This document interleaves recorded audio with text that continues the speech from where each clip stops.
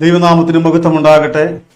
അനുഗ്രഹിക്കപ്പെട്ടതായിരിക്കുന്ന ഈ നല്ല പ്രഭാതത്തിൽ ദൈവത്തിന്റെ വചനവുമായി നിങ്ങളോടൊപ്പമായിരിക്കാൻ സർവശക്തനായിരിക്കുന്ന ദൈവം സഹായിച്ചതിനായി ഞാൻ കർത്താവിനെ അതിയായി സ്തുതിക്കുന്നു.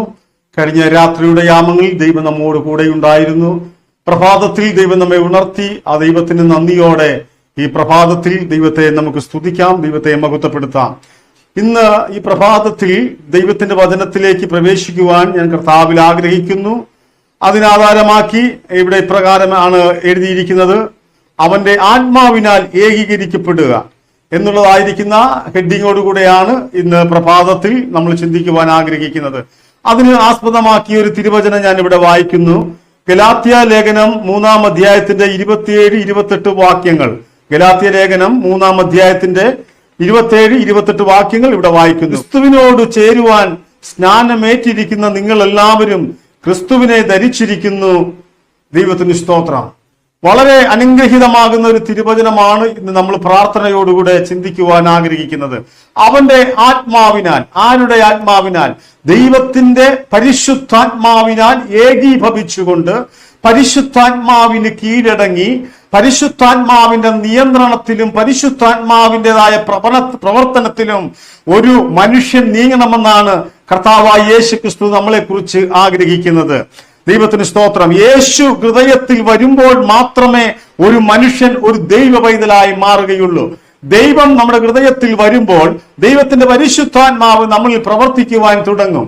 ദൈവത്തിന് സ്തോത്രം. കർത്താവായ യേശു ക്രിസ്തു ഒരിക്കൽ യോർദാനിൽ സ്നാനപ്പെട്ട് കഴിഞ്ഞപ്പോൾ ആ യേശു ക്രിസ്തുവിൽ മേൽ പരിശുദ്ധാത്മാവ് വരുവാനിടയായി. അത് ചരിത്രം നമുക്ക് വ്യക്തമായിട്ടറിയാം. പ്രാവെന്ന രൂപത്തിൽ യേശു ക്രിസ്തുവിന്റെ മേൽ ദൈവത്തിന് സ്തോത്രം തന്റെ പുത്രന്റെ മേൽ പരിശുദ്ധാത്മാവ് ഇറങ്ങി വരുവാനിടയായി. പരിശുദ്ധാത്മാവ് പ്രാപിച്ചിട്ടാണ് അവൻ യോർദാൻ വിട്ടത്. യോർദാൻ വിടുമ്പോൾ അവൻ ദൈവത്തിന് സ്തോത്രം മരുഭൂമിയിലേക്ക് അവനെ പരിശുദ്ധാത്മാവ് നയിച്ചു. അവിടെ വളരെ പ്രയാസങ്ങളും പ്രതിസന്ധികളും പരിശോധനകളും പരീക്ഷകളും ഒക്കെ തന്റെ പുത്രൻ അവിടെ അനുഭവിപ്പാനിടയായി തീർന്നു.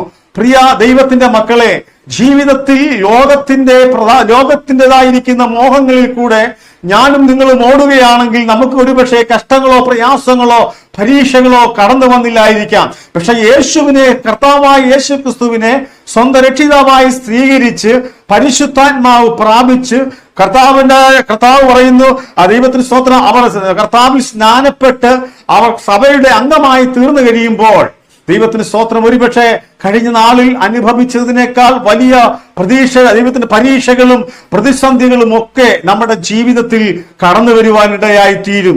ദൈവത്തിന് സ്തോത്രം. ഒരു മനുഷ്യൻ, ദൈവത്തിന് സ്തോത്രം, ഇവിടെ പറഞ്ഞിരിക്കുന്ന ഒരു മനുഷ്യൻ ദൈവത്തിന്റെ സന്നിധിയിലും ദൈവത്തെ സ്വന്തം രക്ഷിതാവായി സ്വീകരിക്കുകയും പരിശുദ്ധാത്മാവ് പ്രാപിക്കുകയും ചെയ്യുമ്പോൾ മാത്രമേ ഒരു ദൈവ പൈതലായി മാറുവാനിടയാകത്തുള്ളൂ. അങ്ങനെ വരുമ്പോൾ അവർ എന്ത് ചെയ്യണം? വെള്ളത്താലും ആത്മാവിനാലും ദൈവത്തിന് സ്തോത്രം അവർ വീണ്ടും ജനനം പ്രാപിക്കണം. ദൈവത്തിന് സ്തോത്രം. എന്തിനാണ് വീണ്ടും ജനനം പ്രാപിക്കുന്നത്? എന്തിനാണ് സ്നാനപ്പെടുന്നത്? കർത്താവായ യേശു ക്രിസ്തു തന്റെ ശിഷ്യന്മാരോട് പറഞ്ഞു, നിങ്ങൾ സകല ജാതികളെയും ശിഷ്യരാക്കിക്കൊള്ളുകയും അവരെ പിതാവിന്റെയും പുത്രന്റെയും പരിശുദ്ധാത്മാവിന്റെയും നാമത്തിൽ സ്നാനം കഴിച്ച് സഭയുടെ അംഗമാക്കി തീർക്കുക എന്ന് ദൈവത്തിന്റെ വചനം നമ്മെ പഠിപ്പിക്കുന്നുണ്ട്. അങ്ങനെയെങ്കിൽ ഒരു മനുഷ്യൻ എന്തിനു വേണ്ടിയാണ് സ്നാനപ്പെടുന്നത്? അവൻ സ്നാനപ്പെട്ട് കഴിയുമ്പോൾ അവന്റെ പഴയ അനുഭവങ്ങൾ, പഴയ സ്വഭാവങ്ങൾ, പഴയ രീതികൾ എല്ലാം മാറി ദൈവത്തിന് സ്തോത്രം അവനൊരു പുതിയ മനുഷ്യനായി, പുതിയ സൃഷ്ടിയായി, അവന്റെ പാപങ്ങളെ രാഗമോഹങ്ങളോടുകൂടി ഉരിഞ്ഞ് കർത്താവിന്റെ മരണത്തോട് ദൈവത്തിന് സ്തോത്രം അടക്കം ചെയ്തതായ ഒരു അനുഭവമായി ഒരു പുതിയ സൃഷ്ടിയായിട്ട് ആ വ്യക്തി വരികയാണ്. അങ്ങനെയെങ്കിൽ ദൈവത്തിന് സ്തോത്രം, നാം വീണ്ടും ജനനം പ്രാപിച്ച നാം പരിശുദ്ധാത്മാവ് പ്രാപിച്ചുവെങ്കിൽ ദൈവത്തിന് സ്തോത്രം, ദൈവത്തിന്റെ കൽപ്പനകളും പ്രമാണങ്ങളും അനുസരിച്ച് ജീവിക്കുന്നവർക്ക് സ്വർഗരാജ്യം ഒരുക്കുന്നു. ദൈവത്തിന് സ്തോത്രം. ദൈവത്തിന്റെ വചനം ഇപ്രകാരം പഠിപ്പിക്കുന്നു: വെള്ളത്താലും ആത്മാവിനാലും ജനിക്കാത്ത ആരും ദൈവത്തിന് സ്വർഗരാജ്യത്തിൽ പ്രവേശിക്കുകയില്ല. ദൈവത്തിന് സ്തോത്രം. അതുകൊണ്ട് സ്നാനപ്പെട്ടു, ദൈവത്തിന് സ്തോത്രം. അതുകൊണ്ട് ഞാൻ ദൈവം പൈതലായി മാറി, ഞാൻ ഒരു ദൈവത്തിന്റെ ദാസന, അല്ലെങ്കിൽ ദൈവം പറഞ്ഞ കൽപ്പനകൾ അനുസരിച്ച് സ്നാനപ്പെട്ടു എന്ന് പറഞ്ഞാലും ദൈവത്തിന്റെ കൽപ്പനകളും പ്രമാണങ്ങളും അനുസരിച്ച് അവൻ ജീവിക്കേണ്ടതാണ്. ദൈവത്തിന് സ്തോത്രം. ഒരിക്കൽ സ്നാനപ്പെട്ടു എന്ന് പറഞ്ഞുകൊണ്ട് സ്വർഗത്തിൽ പോകണമെന്നില്ല. ദൈവിക കൽപ്പനകളെ പൂർണ്ണമായി അവിടുന്ന് അനുസരിക്കുന്നവരായി തീരണം. ദൈവത്തിന്റെ കൽപ്പന അനുസരിക്കുന്നവർക്ക് മാത്രമേ സ്വർഗരാജ്യത്തിൽ പ്രവേശിക്കുവാൻ ഒക്കത്തുള്ളൂ. ഒരിക്കൽ ദാവീദ് ഇങ്ങനെ പറയുന്നു, നിർമ്മലമായ ഒരു ഹൃദയം എന്നിൽ സൃഷ്ടിച്ച് സ്ഥിരമായ ഒരു ആത്മാവിനെ എന്നിൽ പുതുക്കണമേ. ദൈവത്തിന് സ്തോത്രം. അതുകൊണ്ട് പിന്നെ ദാവീദ് പറയുന്നു, ആ രക്ഷയുടെ സന്തോഷം എനിക്ക് തിരികെ തരണമേ. ദൈവത്തിന് സ്തോത്രം. പ്രിയ ദൈവമക്കളെ, നാം സ്നാനപ്പെട്ടു എന്ന് പറഞ്ഞ് സഭയുടെ അംഗമായിട്ടുണ്ടെങ്കിൽ ആ രക്ഷ നമ്മുടെ ജീവിതത്തിൽ ദൈവം തന്നിട്ടുണ്ടെങ്കിൽ അത് കാത്തു സൂക്ഷിക്കേണ്ടതായ ഒരു കടമ നമുക്കുണ്ട്. അതുകൊണ്ട് പരിശുദ്ധാത്മാവിന്റെ നിയന്ത്രണത്തിൽ ഒരു ദൈവ പൈതൽ ജീവിക്കണം. ദൈവത്തിന് സ്തോത്രം. ഇല്ലെങ്കിൽ ആ രക്ഷയുടെ സന്തോഷം നമുക്ക് നഷ്ടപ്പെടും. സ്നാനപ്പെട്ടു എന്ന് പറഞ്ഞുകൊണ്ട് സ്വർഗത്തിൽ പോകണമെന്നില്ല. ആ രക്ഷയുടെ സന്തോഷം നാം മുറുകെ പിടിച്ചുകൊണ്ട് ദൈവകൽപ്പന അനുസരിച്ചുകൊണ്ട് ജീവിക്കുന്ന ഒരു വ്യക്തിക്ക് മാത്രമേ സ്വർഗരാജ്യത്തിൽ പ്രവേശിക്കുവാൻ കഴിയുകയുള്ളൂ. ദൈവത്തിന് സ്തോത്രം. ആ രക്ഷയുടെ സന്തോഷം തിരികെ തരണം. ക്രിസ്തുവിന്റെ മരണത്തോട് നാം എപ്പോഴും ഏകീഭവിക്കുന്നവരായിരിക്കണം. പഴയ ജന്മം അഥവാ പഴയ രീതികൾ, പഴയതായിരിക്കുന്ന നമ്മുടെ പഴയ ആ സ്വഭാവങ്ങളെല്ലാം ദൈവത്തിന് സ്തോത്രം ക്രൂശിക്കപ്പെടണം. ദൈവത്തിന് സ്തോത്രം. അപ്പോൾ നാം സഭയുടെ ഒരു അംഗമായി, സഭയുടെ ഒരു നല്ലൊരു മണവാട്ടിയായി കർത്താവിന് വേണ്ടി കാത്തിരിക്കുവാൻ കഴിയുള്ളൂ. അതുകൊണ്ട് ആ ആത്മാവിനാൽ നാം ഏകീകരിക്കണം. പരിശുദ്ധാത്മാവ് പ്രാപിക്കുവാനാണ് നാം സ്നാനപ്പെടുന്നത്. ക്രിസ്തുവിനോട് ചേരുവാനാണ് നാം സ്നാനപ്പെടുന്നത്. പഴയ മനുഷ്യനെ ഉരിഞ്ഞു കളയുവാനാണ് നാം സ്നാനപ്പെടുന്നത്. സ്വർഗത്തിൽ പോകുവാനാണ് സ്നാനപ്പെടുന്നത്. സ്നാനം ദൈവമക്കളാക്കുവാന്.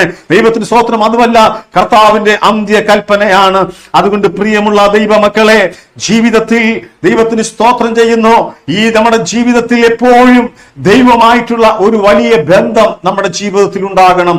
അതുകൊണ്ട് പരിശുദ്ധാത്മാവിന്റെ ഫലം പ്രാപിച്ചവരായി, ഫലം ചെയ്യുന്നവരായി നമ്മളിൽ വളരുന്ന ആ ക്രിസ്തുവിന്റെ ഫലം നമ്മൾ പുറമെ അത് പ്രകടിപ്പിക്കുന്നവരായിരിക്കണം. അല്ല, നമ്മളിൽ വളരുന്ന വൃക്ഷം ദൈവത്തിന് സ്തോത്രം ലോകത്തിന്റെ വൃക്ഷമാണെങ്കിൽ ആ ലോകത്തിന്റെ ഫലം മാത്രമേ അത് കായ്ക്കുകയുള്ളൂ. ഇല്ല, ക്രിസ്തുവാകുന്നതായ ആ വലിയ വൃക്ഷം നമ്മുടെ ഉള്ളിൽ വളരുന്നുണ്ടെങ്കിൽ ആ ക്രിസ്തുവിന്റെ ഫലം അഥവാ ദൈവം തന്ന പരിശുദ്ധാത്മാവിന്റെ ഫലം നമ്മളിൽ ഉണ്ടായിരിക്കണം. അതാണ് യഥാർത്ഥത്തിൽ ഒരു ദൈവവേദന്റെ ഏറ്റവും വലിയ, ദൈവത്തിന് സ്തോത്രം, അവന്റെ ജീവിതത്തിലെ ഏറ്റവും വലിയ അനുഗ്രഹം, ഏറ്റവും വലിയ തെളിവെന്ന് പറയുന്നത് അവന്റെ സ്വഭാവങ്ങൾ, അവന്റെ രീതികൾ, അവന്റെ സംസാരങ്ങൾ, അവന്റെ ഇടപെടലുകൾ, ഇതെല്ലാം പരിശുദ്ധാത്മാവ് നിറഞ്ഞവരായി നമുക്ക് മുൻപോട്ട് നീങ്ങാൻ ഈ പ്രഭാതത്തിൽ എന്നെ കേട്ടതായിരിക്കുന്ന ദൈവമക്കളോട് എനിക്ക് അവസാനമായി പറയുവാനുള്ളത്, ദൈവത്തെ നീ സ്വന്തം രക്ഷിതാവായി സ്വീകരിച്ചിട്ടുണ്ടോ? ദൈവത്തിന്റെ കൽപ്പനയായിരിക്കുന്ന സ്നാനം നീ കേട്ടിട്ടുണ്ടോ? പരിശുദ്ധാത്മാവ് പ്രാപിച്ചിട്ടുണ്ടോ? അങ്ങനെയെങ്കിൽ ദൈവത്തിന്റെ കൽപ്പനകളും പൂർണ്ണമായി അനുസരിക്കുന്നവരായിരിക്കണം. ഇല്ല എങ്കിൽ നമുക്ക് സ്വർഗരാജ്യത്തിൽ പ്രവേശിക്കുവാനോ സ്വർഗരാജ്യം കണി കാണുവാനോ നമുക്ക് കഴിയുകയില്ല. അതുകൊണ്ട് ഈ നാളുകളിൽ നമ്മൾ ഓടുന്നതും അധ്വാനിക്കുന്നതും ദൈവം നമുക്ക് വേണ്ടി ഒരുക്കിയിരിക്കുന്ന സ്വർഗരാജ്യത്തിൽ പ്രവേശിക്കുവാൻ എന്നെയും നിങ്ങളെയും എല്ലാവരെയും ഈ നാളുകളിൽ ഒരുക്കട്ടെ എന്ന് ഞാൻ പ്രാർത്ഥിക്കുന്നു. ഈ പ്രഭാതത്തിൽ കേട്ട ആലോചനകൾ മുൻപാകെ നമുക്ക് ദൈവസന്നിധി നമ്മെ തന്നെ സമർപ്പിക്കാം. നമുക്ക് പ്രാർത്ഥിക്കാം. മഹാപരിശുദ്ധനും നിത്യനുമായ ദൈവമേ, സ്വർഗീയ പിതാവേ, അനുഗ്രഹിക്കപ്പെട്ടതായിരിക്കുന്ന നല്ല പ്രഭാതത്തിനായി സ്തോത്രം. കർത്താവേ, പ്രഭാതത്തിൽ ഞങ്ങൾക്ക് ഉണരുവാൻ, ദൈവത്തെ മഹത്വപ്പെടുത്തുവാൻ ദൈവം നൽകിയ നല്ല അവസരങ്ങൾക്കായി സ്തോത്രം. കർത്താവെ, കേട്ട വചനത്തിന് മുൻപിൽ ഞങ്ങളെ തന്നെ താഴ്ത്തി ഏൽപ്പിക്കുന്നു. കർത്താവെ, തുടർന്നുള്ള സമയങ്ങളിൽ ദൈവത്തിന്റെ സാന്നിധ്യം കൂടെ ഇരിക്കണം. ഇത് കേട്ടുകൊണ്ടിരിക്കുന്ന ഈ വചനം കേട്ടുകൊണ്ടിരിക്കുന്ന എല്ലാ ദൈവമക്കളെയും അനുഗ്രഹിക്കണം. പ്രാർത്ഥന കേട്ടതിനായി സ്തോത്രം. യേശു ക്രിസ്തുവിൻ ധന്യമുള്ള നാമത്തിൽ തന്നെ ആമേൻ. ഈ പ്രഭാതത്തിൽ ദൈവം നമ്മെ എല്ലാവരെയും അനുഗ്രഹിക്കട്ടെ.